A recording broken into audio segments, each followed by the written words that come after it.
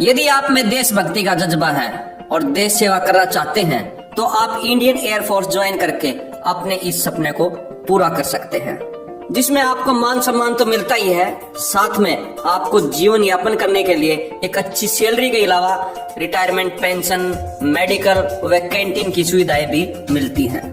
तो आज इस वीडियो में हम जानेंगे कि आप इंडियन एयरफोर्स कैसे ज्वाइन कर सकते हैं, इंडियन एयरफोर्स को ज्वाइन करने के लिए एलिजिबिलिटी क्राइटेरिया क्या चाहिए, सिलेक्शन प्रोसीजर क्या रहता है, एग्जाम पैटर्न क्या होता है, ट्रेड वाइज क्या काम होता है और आपको क्या सुविधाएं मिल सकती हैं। तो आइए शुरू करते हैं। सबसे पहले जानते हैं इंडियन एयरफोर्स को आप किन किन तरीकों से ज्वाइन कर सकते हैं। एयरफोर्स में आप ऑफिसर या एयरमैन के रूप में भर्ती होते हैं। ऑफिसर बनने के लिए आपको एनडीए, सीडीएस या एफकैट का एग्जाम क्लियर करना होता है, जिससे आप फ्लाइंग ब्रांच, टेक्निकल ब्रांच और ग्राउंड ड्यूटी ब्रांच में ऑफिसर के रूप में भर्ती होते हैं।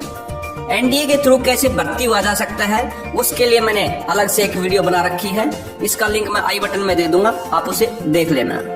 अब बात करते हैं एयरमैन यानी कि ग्रुप एक्स और ग्रुप वाई में आप एयरफोर्स को कैसे ज्वाइन कर सकते हैं। ग्रुप एक्स टेक्निकल ब्रांच होती है, जबकि group Y non technical branch होती है।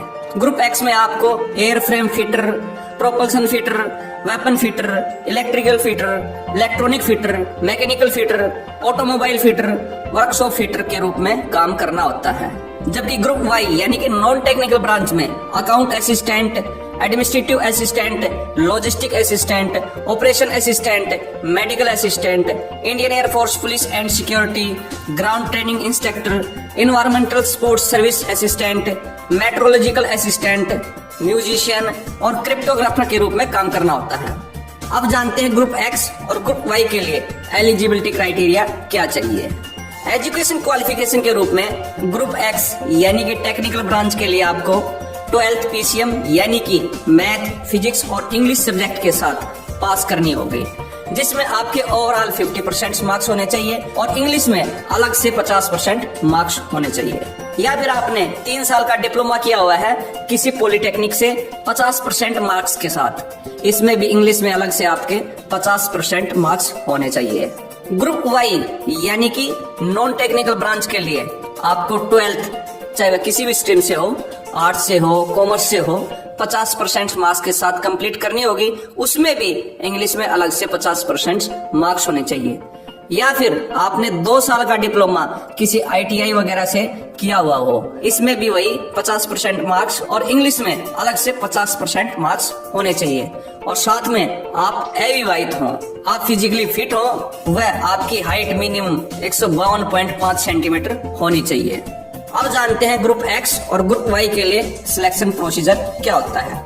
ग्रुप एक्स और ग्रुप वाई यानी कि एयरमैन के रूप में भर्ती होने के लिए आपको सबसे पहले रिटन टेस्ट देना होता है, उसके बाद फिजिकल, मेडिकल और हाल ही में उन्होंने एक और ऐड किया है SSB यानी कि ग्रुप डिस्कशन के रूप में भी टेस्ट होता है।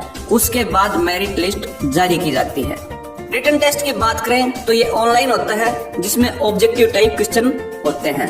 ग्रुप एक्स के अंदर फिजिक्स, मैथ और इंग्लिश से क्वेश्चन आते हैं। फिजिक्स के 25, मैथ के 25 और इंग्लिश के 20 क्वेश्चन होते हैं। टोटल 70 क्वेश्चन 60 मिनट यानी कि 1 घंटे में करने होते हैं।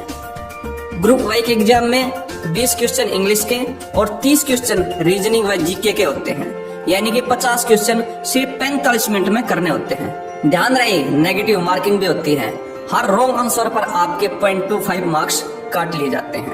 रिटन टेस्ट क्लियर करने वाले कैंडिडेट फिजिकल टेस्ट देते हैं, जिसमें आपको 1600 मीटर की रेस 6.5 मिनट में पूरी करनी होती है। 10 पुलअप, 10 सिटअप व 20 उठक बैठक भी करने होते हैं। साथ में आपकी चेस्ट कम से कम 5 सेंटीमीटर जरूर फूलनी चाहिए। मेडिकल टेस्ट में आपका नॉर्मल फिजिकल वेरिफिकेशन होता है, आप फिजिकली फिट हो, साथ में आपकी आई साइट, हियरिंग व डेंटल चेकअप वगैरह होते हैं। इसके बाद आपका SSB व ग्रुप डिस्कशन वगैरह होता है। इसमें सबसे पहले आपका एक आसान सा इंग्लिश कंप्रिहेंशन का टेस्ट होता है, जो कि 20 नंबर का होता है। इसके बाद एक सिचुएशन रिएक्शन टेस्ट होता है, जिसमें सिर्फ आपको पास ही होना होता है। साथ में आपको 15-15 कैंडिडेट के ग्रुप में बांट दिया जाता है और एक सिचुएशन पर आपको अपनी राय रखनी होती है। इन सब में सिर्फ आपको पास ही होना होता है। इन सब प्रोसीजर के बाद मेरिट लिस्ट तैयार की जाती है और यदि आपका मेरिट लिस्ट में नाम आता है तो आप इंडियन एयरफोर्स को ज्वाइन करते हैं।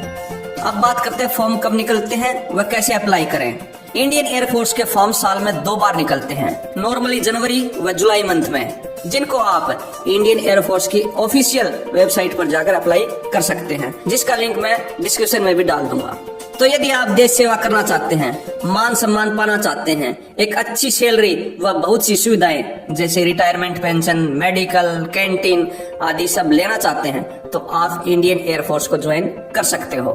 तो दोस्तों, यह थी इंडियन एयरफोर्स ज्वाइन करने की प्रक्रिया से जुड़ी पूरी जानकारी। ये जानकारी आपको अच्छी लगी है तो वीडियो को लाइक कीजिएगा, वो अपने दोस्तों व रिश्तेदारों में शेयर कीजिएगा ताकि किसी बच्चे का इंडियन एयरफोर्स ज्वाइन करने का सपना समय रहते पूरा हो सके। और इसी तरह के नॉलेजफुल वीडियोज के लिए हमारे चैनल को सब्सक्राइब कीजिएगा। धन्यवाद।